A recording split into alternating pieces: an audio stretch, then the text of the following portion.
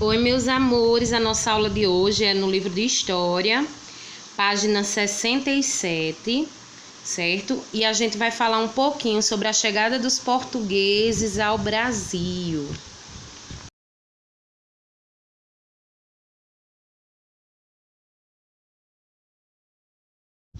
Então, em meados de março de 1500, partiu de Portugal, por mandato do rei Dom Manuel, uma grande expedição formada por 13 caravelas. Caravelas, que são aqueles barcos de pequeno porte que a gente já estudou. E mais de 1.500 homens, entre marinheiros, soldados, padres e algumas pessoas que haviam sido expulsas de sua terra por causa de algum crime que cometeram. Então, essa expedição foi comandada por Pedro Álvares Cabral e tinha como objetivo chegar até as Índias. Por que as Índias? Porque nas Índias tinham várias especiarias. O que eram especiarias? Eram temperos que a gente estudou na aula anterior, lembram? Pois é. Só que durante a viagem a esquadra afastou-se da rota estabelecida e no dia 22 de abril avistaram no horizonte um morro ao qual deram o nome de Monte Pascoal, porque era época de Páscoa. 2 dias depois, escolheram um lugar para ancorar, ou seja, para parar a caravela, onde colocaram o nome de Porto Seguro, hoje conhecido como Baía de Cabralha, localizado no estado da Bahia. E como o objetivo deles era chegar às Índias, os habitantes que eles encontraram aqui no Brasil foram quem? Os índios. E esse nome índios eles colocaram justamente porque eles achavam que estavam chegando às Índias, certo? Então, todos os registros dessa viagem e do descobrimento do Brasil foram feitos ao rei de Portugal, pelo escrivão da esquadra, Pero Vaz de Caminha, que narrou os acontecimentos e fez vários comentários sobre nossos primeiros habitantes, ou seja, os indígenas. Sendo Portugal um país católico, eles trouxeram um sacerdote, ou seja, um padre, que era chamado Frei Henrique Soares de Coimbra, que no dia 26 de abril celebrou a primeira missa no Brasil, em ação de graças pelo descobrimento. Então, como os portugueses e os espanhóis eram povos ricos, que tinham grande poder, eles decidiram dividir o Novo Mundo. Qual era esse Novo Mundo? O Brasil em duas partes. Que essa primeira tentativa, em 1493, não deu muito certo, pois Portugal não aceitou os limites requeridos pela Espanha. Então, os portugueses e os espanhóis firmaram um acordo chamado Tratado de Tordesilhas em 1494. Tá aí a foto, né? Tem um documento onde foi assinado esse tratado, que ficou estabelecido que o Brasil seria dividido entre Portugal e Espanha, do jeito que vocês estão vendo aí na imagem. Então,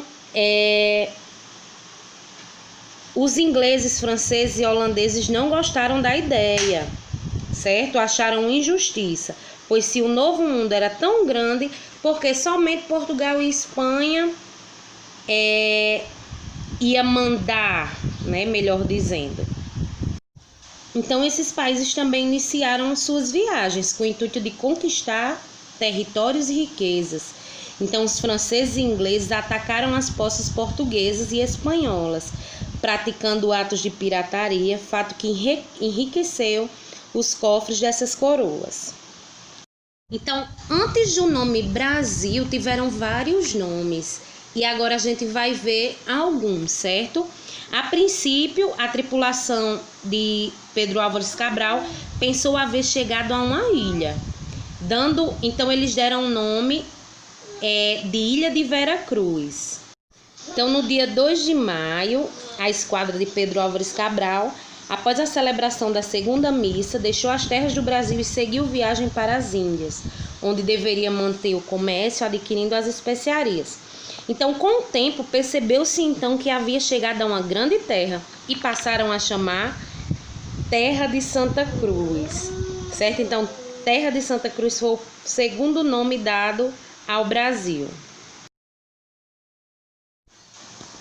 Então, no Brasil, foi iniciado uma exploração de uma árvore, que era chamada pau-brasil. Essa madeira, da qual se podia extrair uma tintura forte de cor de brasa, passou a ser uma matéria-prima de grande valor, retirada em quantidade para ser vendida na Europa. Por isso, só em 1527, nossa terra passou a ser chamada Brasil. Eu vou deixar aí um vídeo, né, uma música ilustrada, para vocês entenderem ainda mais um pouco sobre essa chegada dos portugueses e esse descobrimento, certo? Um beijo, qualquer dúvida pode falar.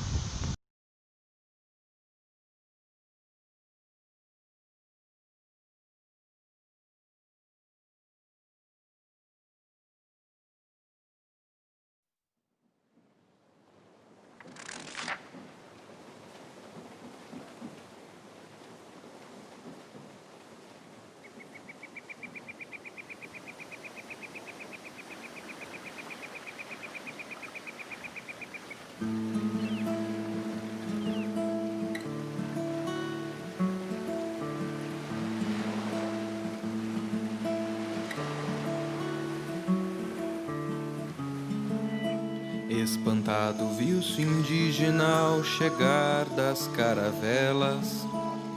Era Cabral, achando que aqui eram as Índias. E sem querer, querendo, no Manaus ele atracou. Abaixou as velas e aqui se apresentou. Olá, eu sou Cabral, você quem é? Sou indígena, aqui sou morador. Caço vivo nessa terra verdejante, cheia de cor. E assim se fez um laço, um passo ao futuro, adentrando as matas, desbravando seus costumes. Tupi-Guarani, Tupinambá, Tupiniquim, Caeté, Potiguar, todos falantes da língua tupi, mostraram a Cabral a cultura daqui. Homens, mulheres, cada qual com função, pesca e caça, cozinha, artesão. Muita cultura, gente a trabalhar, já existiam antes de Cabral chegar. Assim nem tudo foi tão tranquilo, muitos sofreram, outros resistiram. Hoje sabemos da contribuição desse encontro pra nossa nação. E assim, quando Cabral aqui chegou, viu as maravilhas e belezas dessa terra, o grande povo que aqui havia. Porém, nada ficou como era. Muito se perdeu com as guerras, as armas de fogo e as doenças trazidas pelo homem branco em suas vindas e idas, e que o índio muitas vezes não suportou. Mas hoje não seríamos esse grande povo sem os nossos antepassados indígenas e toda a imensa cultura que herdamos e carregamos em nossa fala, nossas casas e em toda a nossa vida.